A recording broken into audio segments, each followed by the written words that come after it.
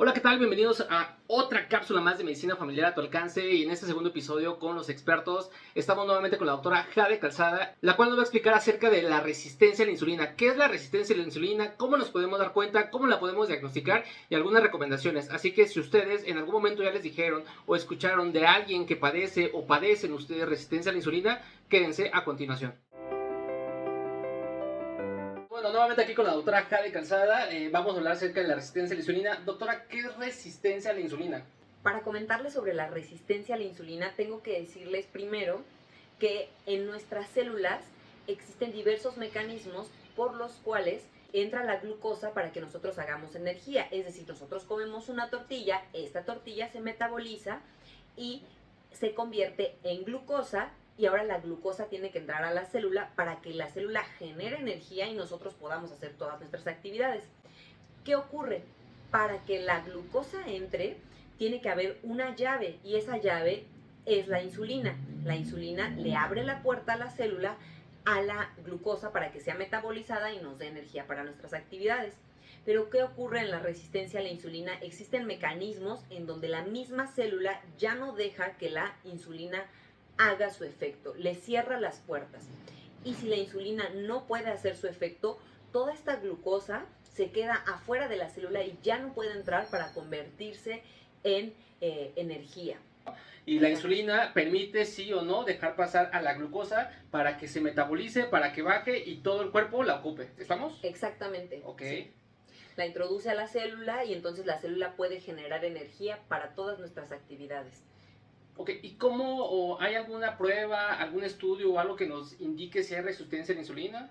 Sí, claro, deben de saber que hay varios estudios. Por ejemplo, se pueden medir niveles de insulina en sangre y se pueden medir glucosa en sangre y entonces se hace mediante una relación y se llama HOMA-IR y se hace la relación qué tanta insulina tengo cuando tengo ciertos niveles de glucosa. Y si esa relación sale mayor o igual a 2, nos está hablando que tenemos resistencia a la insulina. También deben de saber que los niveles normales de insulina en sangre deben ser igual o menor de 5. Entonces, no es lo único que hay que hacer. Ustedes van a saber que hay nuevas pruebas, como puede ser HOMA-IR2 o la segunda versión, y también hay Quantous IR. Y también se puede pedir también algo que se llama hemoglobina glicosilada para hablar de resistencia a la insulina. Se ha visto que todos estos parámetros, ya sea HOMA-IR, HOMA2-IR o Quantous, también son muy similares, ninguno es mejor que el otro. Hay unos más caros, pero yo siempre le digo al paciente, lo que esté más accesible y te pueda dar un buen diagnóstico está bien. Ya hay estudios que comparan estos tres índices y dicen, ¿sabes qué? Es adecuado medir esta forma de diagnóstico para resistencia a la insulina. Sí, yo creo que aquí de entrada pues vale la pena mucho siempre tomar una glucosa basal, una glucosa en ayuno o una glucosa 2 horas después de que una persona come.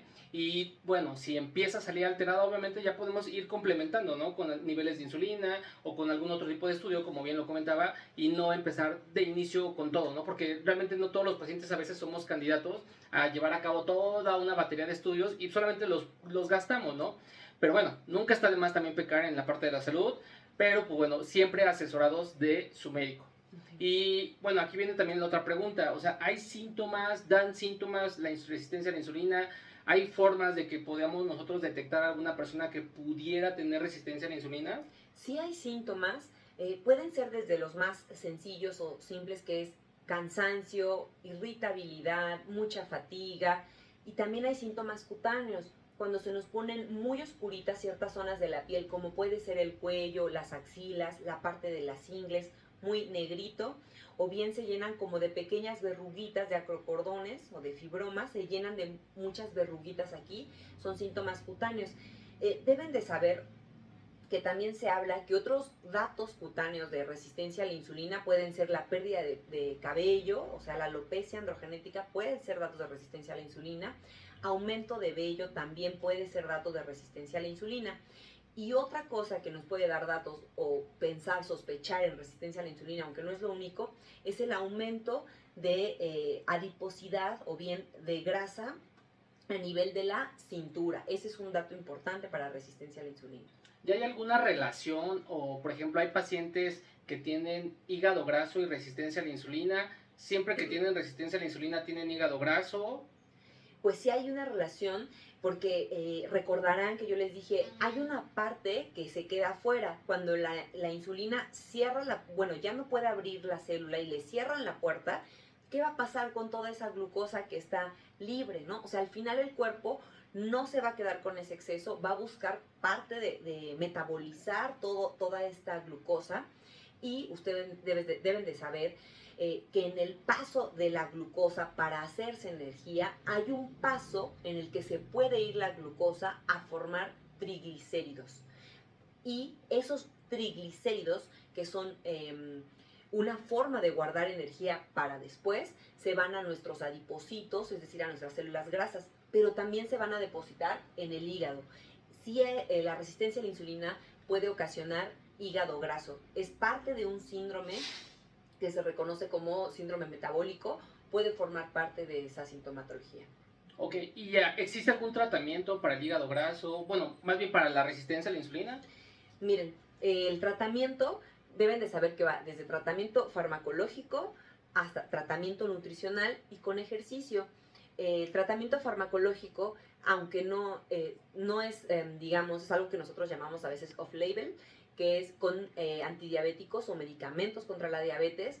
Metformina es un medicamento que se utiliza para la resistencia a la insulina.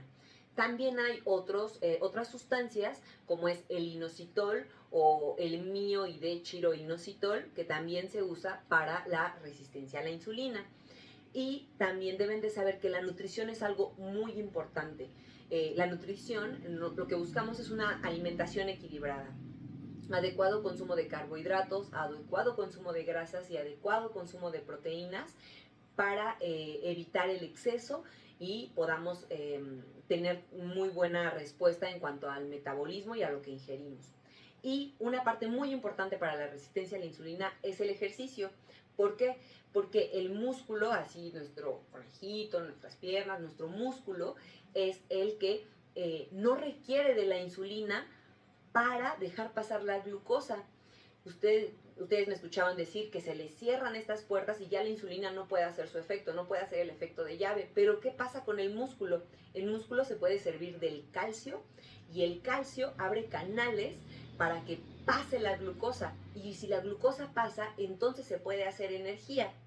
Entonces el ejercicio es parte muy importante de la resistencia a la insulina. Hacer ejercicio de contracción muscular, como puede ser ejercicio de yoga, puede ser ejercicio de pesas o ejercicio con ligas. Eso es importante para la resistencia a la insulina.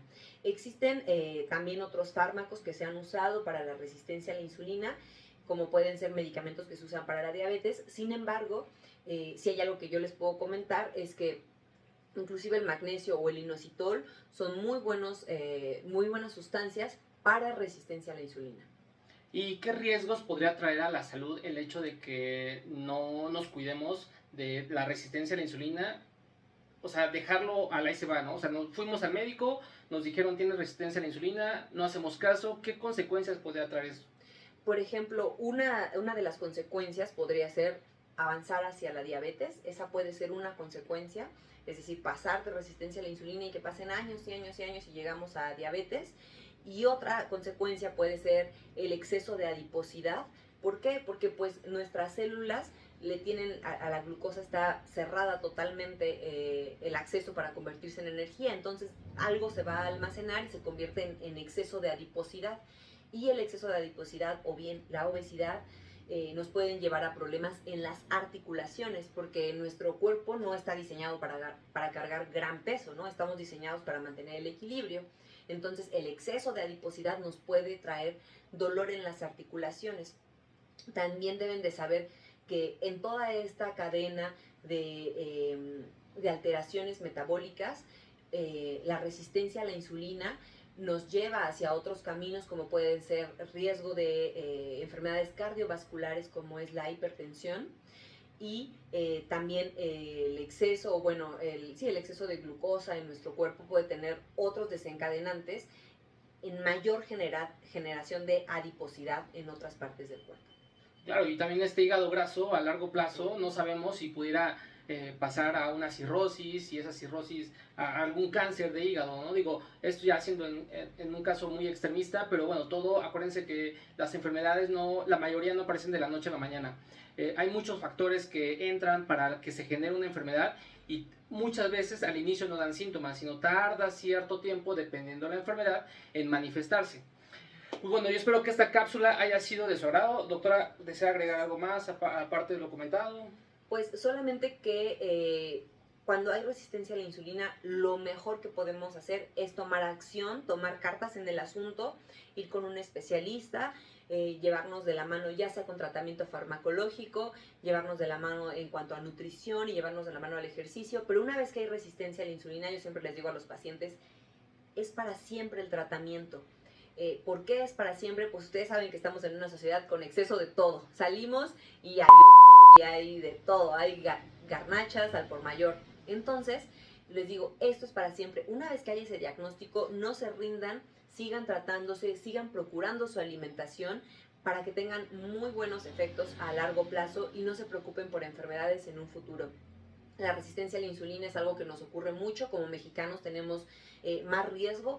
Han salido muchas publicaciones, de hecho salió una última en el 2022 hablando de que no hay una cura, sino un control. Ustedes van a ver, van a entrar a redes y les dicen que se puede revertir la resistencia a la insulina y yo les digo, sí se puede controlar, pero es para siempre. Siempre hay que tener muy buenos hábitos y tratar de compaginar nuestra vida con nuestras enfermedades o con nuestros padecimientos. Y otra cosa que tampoco les mencioné antes es el dormir bien, el tener un buen control de las emociones y buena salud mental ayuda mucho en la resistencia a la insulina. También es algo que hay que tener en cuenta. Esto es integral y una vez que hay ese diagnóstico es hasta que lo tengamos controlado y una vez que lo tengamos controlado, mantenernos, siempre mantenernos. Claro, la salud mental actualmente, y bueno, lo hemos visto, ¿no? Durante la pandemia, después de la pandemia, juega un papel muy importante en la génesis, en la generación de muchas enfermedades, ¿no? Psicosomáticas, o sea, que realmente no tengamos y que las inventamos, o realmente enfermedades ya orgánicas que afectan alguna parte del cuerpo. Y también me gustó mucho lo que comentaba la doctora, y en la parte de la prevención también muchas veces la familia completa, si un integrante de la familia padece o le diagnosticaron esto, aguas, si tienen algunos niños menores, adolescentes, adultos o adultos mayores, porque desafortunadamente, y digo en este sentido, compartimos la mayoría de las veces esos malos hábitos, ¿no? Entonces, pues bueno, también de esta forma podemos prevenir no solamente si tenemos o no tenemos la resistencia a la insulina, haciendo la parte preventiva. Y pues bueno, espero que esta cápsula haya sido de sagrado. Muchas gracias, doctora Jade. Es un placer estar nuevamente con usted.